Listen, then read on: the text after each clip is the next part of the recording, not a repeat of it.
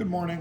The process in which we're going to solve these systems of equations is called elimination. When we deal with elimination, or when we're trying to solve problems with elimination, we need to look for one thing. We need one clue.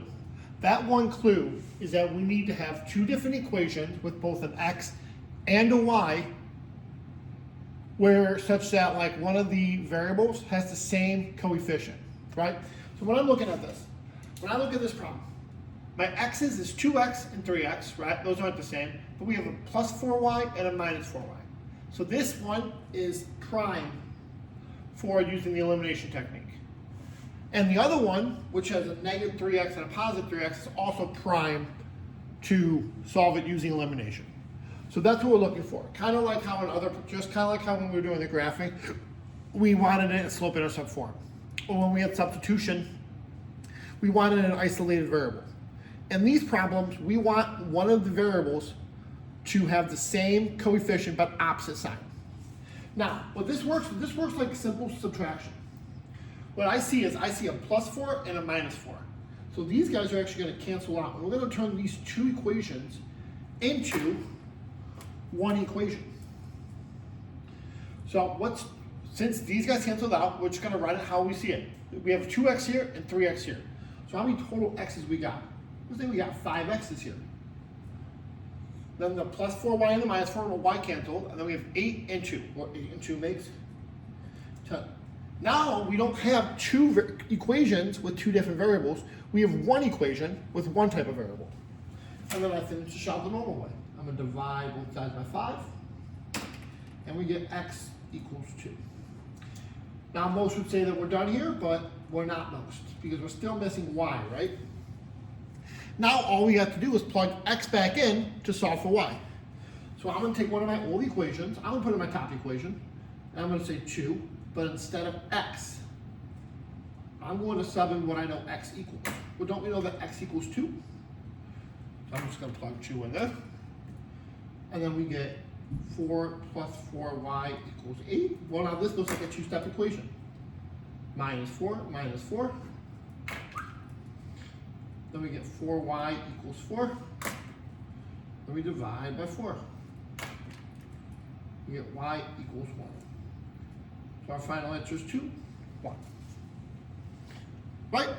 This one's I like this one. I like elimination because it's very visually pleasing to see that you have y's just cancel out completely. Now we're going to use the same process for the x one. Well, I look at it.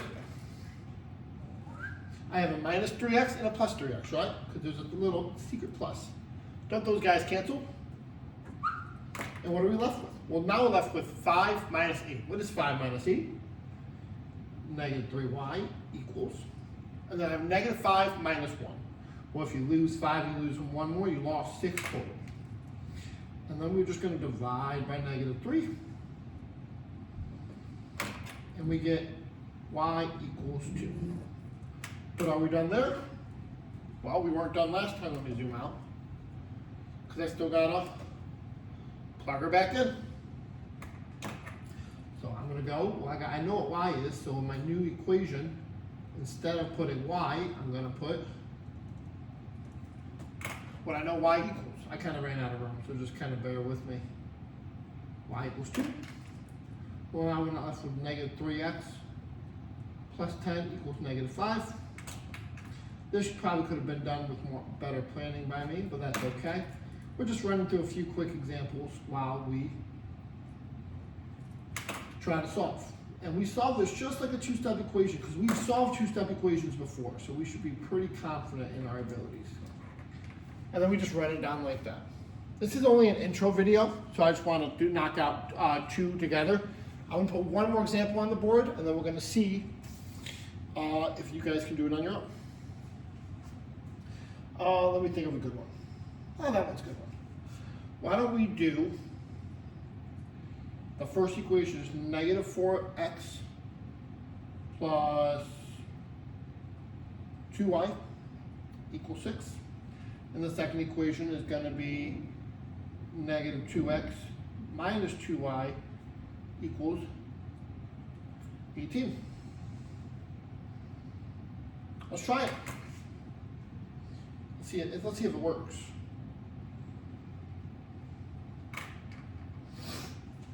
Let's see.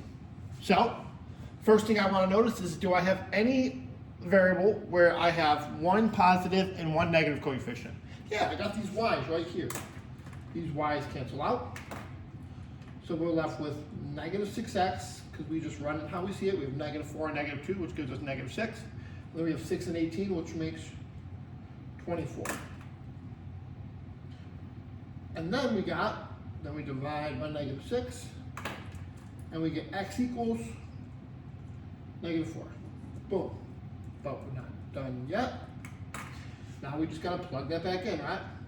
So I'm gonna take one of my old equations, but instead of writing x, I'm gonna write what I know x equals.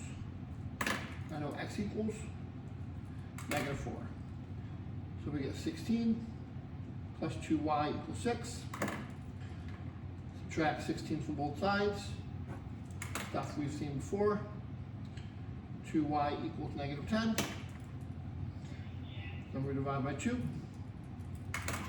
And we get y equals negative 5. Not too shabby. Just a little intro video. I'm going to go a little more in depth in the next one, but I hope that you guys have picked something up. Bye-bye.